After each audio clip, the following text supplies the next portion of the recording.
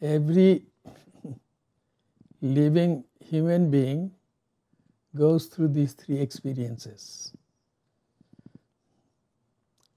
The waking experience. At that time the person is wide awake, and then that same person falls asleep. And the sleep starts with dreams. Then there is a short period for some people when there is no dream. It is dreamless sleep. And then before waking up, the person starts dreaming again and then becomes awake. This is what we know. And it is very interesting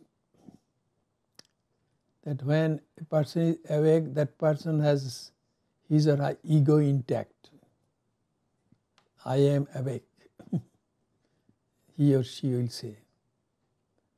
And then when that person starts having dreams, then also the dreamer is experience of his or her ego. But during dreamless sleep, that ego disappears. The person doesn't remember anything that happens during that dreamless sleep. It is in Sanskrit, it is called sushupti. That was very good sleep. At that time, the dreamer's ego is apparently gone. When the person wakes up, he cannot remember what happened during this dreamless sleep. At that time, there is no ego, as it were. Some of our religious philosophies, there are 6 systems, major systems. One such system says that during dreamless sleep, the ego melts away. It becomes one with its unconscious source. It is called Mula Ajnana in Sanskrit. That I have to explain to you.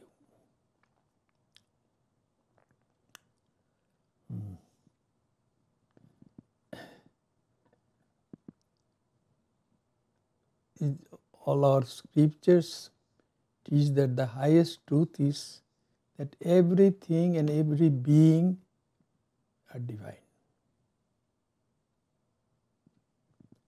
Even a non-living chair has divinity in it. What to speak of living beings? And divinity is more manifested in those who have minds. These trees and creepers and all, they have no minds.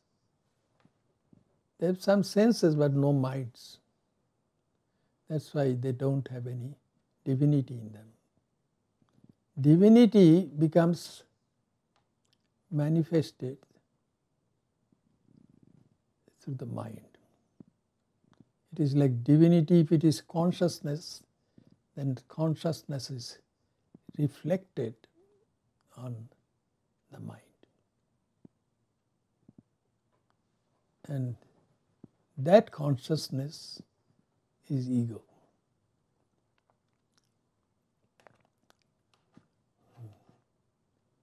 So, when a person is in dreamless sleep, at that time the ego disappears. Where does it go? They say it goes to that primary ignorance which hides one's divinity. It is one way of saying that. But there is another system of religious philosophy. This is called Sankhya Philosophy. And the founder of that system is the sage Kapila. Sankhya. What does it mean? Anything. Samyak khyayate iti Sankhya. Something which explains everything clearly. That's how the name is given, Sankhya. So according to this school, at the beginning, there was divinity which is in the form of consciousness. There was consciousness, primordial consciousness, and also there was primordial matter, extremely fine matter. And that matter did not have consciousness. And that matter is called, in Sankhya philosophy, Prakriti, that is nature. And that consciousness is called Purusha, the male one. So Prakriti has feminine gender, which also means a female. So anyway, it is for easy understanding of the students of that philosophy, I think, they use these two terms, Purusha and Prakriti. And then Prakriti or Mother Nature, I would call it, that has no consciousness, then it is only matter, very, very fine matter. And then our mind is also matter, but it is very fine. And Prakriti is finer than the mind. The mind is much more gross than Prakriti as it remains at the beginning, before creation. And then, by borrowing consciousness, Prakriti starts changing. And first, it becomes the cosmic mind. And when the mind comes, then ego appears in that mind, cosmic ego. And gradually from that, everything that exists in creation, they appear step by step. But I don't have to go through all those things this evening. It is enough to know that it is Prakriti, which is unconscious fine matter. From that, everything has come.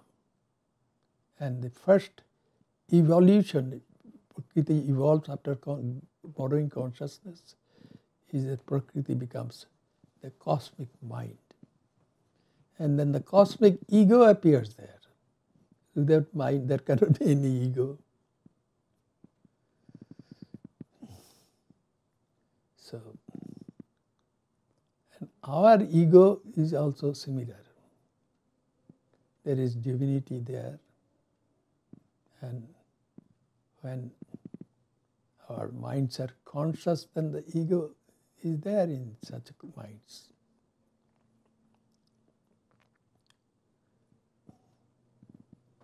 I have said this many times, I will repeat that again. That the owner and the object owned cannot be the same. See, if I own a car, I cannot be that car. As the owner, I have to be different from that car which I own. Then, what about my body? I own my physical body. As the owner, I have to be different from it. In the same way, I have sense organs. Organ of sight, organ of hearing, organ of smell, organ of taste, and organ of touch. These are 5 sense organs. And other than that, we have motor organs also, 5 motor organs. The organ of speech, the organ with the help of which we grab things, that means our hands. And then that organ which helps us to move around, that means our feet. And that organ, which is the outlet for the food and drink that we take, that means the anus. And the organ which helps us to generate other lives. That means sexual organ. So these are called motor organs. Says the person who owns all of them has to be different from them, each one of them. What about the mind? That person owns his or her mind. As the owner, that person has to be different from his or her mind. But there something happens. The sense of individual existence of a person is a thought of his or her conscious mind. I. In Sanskrit, aham. So, we as the owners of the minds, people cannot be their ego. Yet every person identifies with the ego and thinks that that person is the ego. So in all the scriptures of Vedanta, they try to teach us how to get rid of this ego.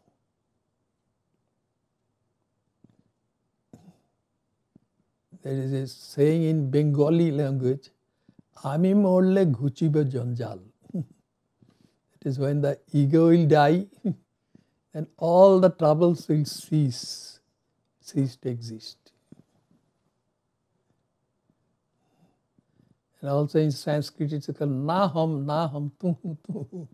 That is not I, but divinity, you, divinity, God. That is the truth. So, in dreamless sleep, it seems that the ego is gone. No, it is not completely gone. It is still there, hidden inside the mind.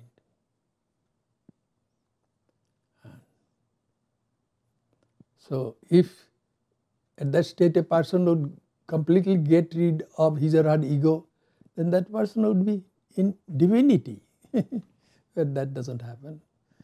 People will have that dreamless sleep, and then after their sleep is over, they wake up.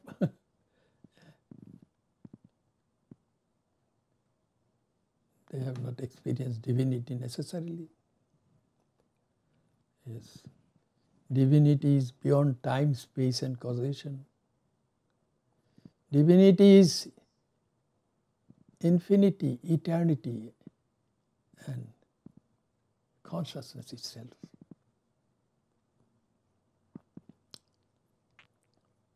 That's what we all are. The scriptures of Vedanta teach emphatically, Sarvam Khalidam Brahma. Everything is that divinity, transcendental.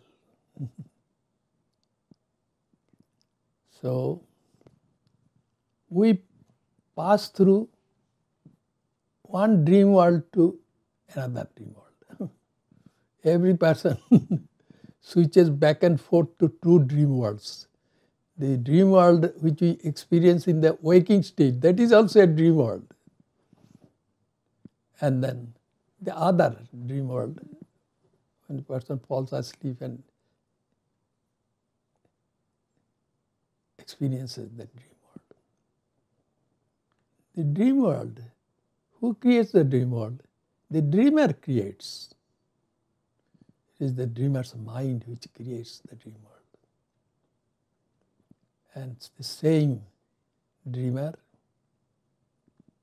suppose a person comes to him in his dream world and says, do you know one thing? All the objects and things and people that you are seeing around you, they are the creation of your own minds. You are different from them all. Then the dreamer will say to that person, are you joking? Joking? In American language, are you kidding?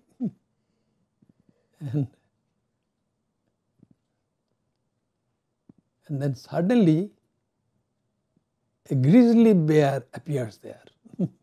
In America, grizzly bear is considered very dangerous. And the grizzly bear attacks that person. In India, they say a tiger, dream tiger, attacks that person, dreamer. And the dreamer becomes scared. And then the dream is over. And when the dreamer wakes up, then the dream world is gone. Along with that, the dream tiger or the grizzly is also gone. But the dream tiger was part of the dream world. That it helped the dreamer to wake up from the dream world. So also this world which we experience when we are awake is called the waking experience of the waking world. That is also another dream. This is what the scriptures of Vedanta teaches us. This is another dream. And how to get out of this dream? There is a saying, Uttisthata jagrata praipya varan nibodhata. You arise and wake up. We are like all daydreamers, sleepwalkers. No, wake up. And finding the superior ones, become spiritually enlightened. That means get to know that you are divinity. This is also another dream world. Here we need dream tigers to wake us up. And who are the dream tigers? They are called divine incarnations. There have been many divine incarnations, like Rama, Krishna, Buddha, Jesus, and nowadays Ramakrishna and Saraswati. They are also divine incarnations. How many divine incarnations are there? That question has been raised in Hinduism. He said innumerable, because people have existed for many, many, many years. So this, with the help of the divine incarnations, their teachings, they're like dream tigers, a person will become enlightened, will get out of this dream world.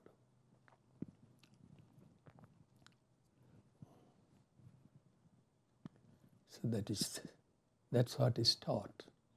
So we should get out of this dream world.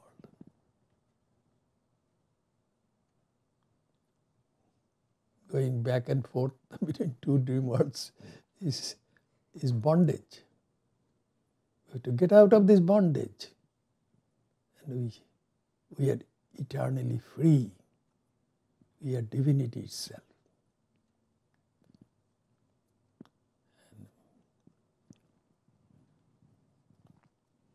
Now let me talk about dreams.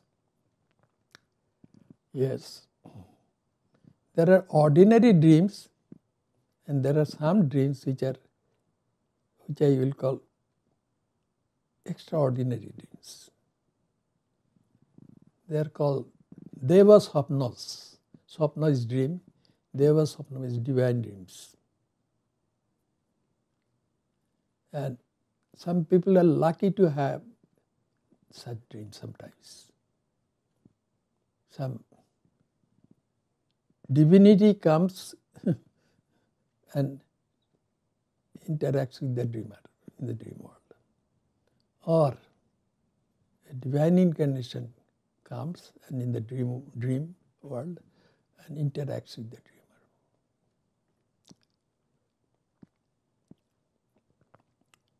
It is very interesting that these divine dreams, which are also called Deva Swapnas, Swapna is dream, those dreams can tell future events. From my experience, I can tell you that I was not at that time initiated by any spiritual guru, but I had the wish to have spiritual initiation, because our tradition teaches that we need a proper teacher to start our spiritual journey.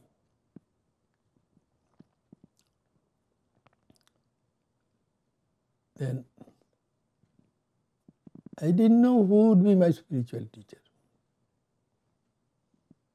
And then in a dream I saw one saintly Swami giving me spiritual initiation. His name was Swami Vishuddhananda, Swami Vishuddhananda of the Ramakrishna Order. And I thought, what is? Then I woke up and said, it is a dream only. In dream I should not act according to the dream. I should not go to Swami Vishuddhananda. But eventually, due to circumstances beyond my control, I had to go to him. And so I had my spiritual initiation through dreams.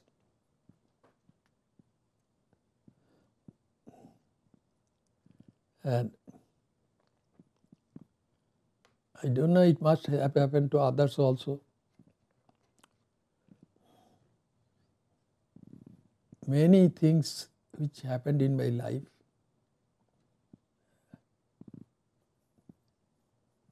I had seen them before it through my dreams. That I have to go abroad and preach religion, a saintly lady. She told me in my dream. Even in my childhood I had this thought, I don't know why it came to my mind, why am I born? And in my dream I was thinking, walking down a street of the holy city Benares, and then thinking, why am I born? Then suddenly that saintly lady appeared, and she, with great love and affection, started stroking my head and said, my child, you are born this time to do one thing. After that you will not be born again. You have to go to a foreign land and preach religion. Then I woke up, and then he said, what is it? It's a strange dream. Then a friend of mine came. I told him about the dream. He said, who knows, this may come true. I said, never, it can never come true. Because I had no desire to preach religion or anything. I wanted to lead my own spiritual life. But preaching religion? No. But it happened. That what the dream let me know, that was a prophetic dream, I would say. And that came true. Many other dreams in my life have come true. And those dreams are not ordinary dreams. These are Deva Sapnas, divine dreams.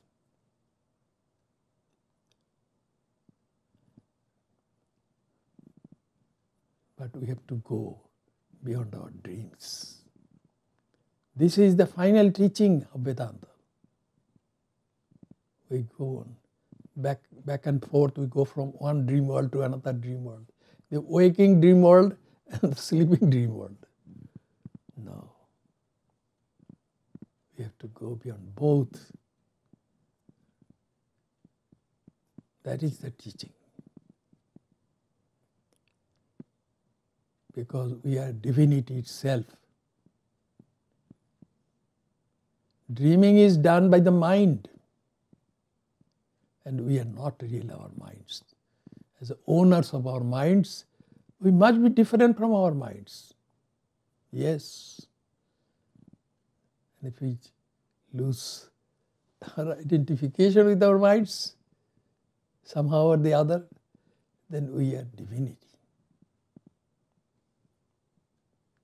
This is the teaching given by Vedanta. Highest teaching. So dreams. We are going through our dreams. This talk that I have been giving, that is also I am giving in a dream world. When I wake up from this dream world, then I don't exist as Bhaskarananda. Then I am divinity itself, nameless. Only one reality which exists forever, which is changeless, divinity. I have to repeat one thing which I say again and again.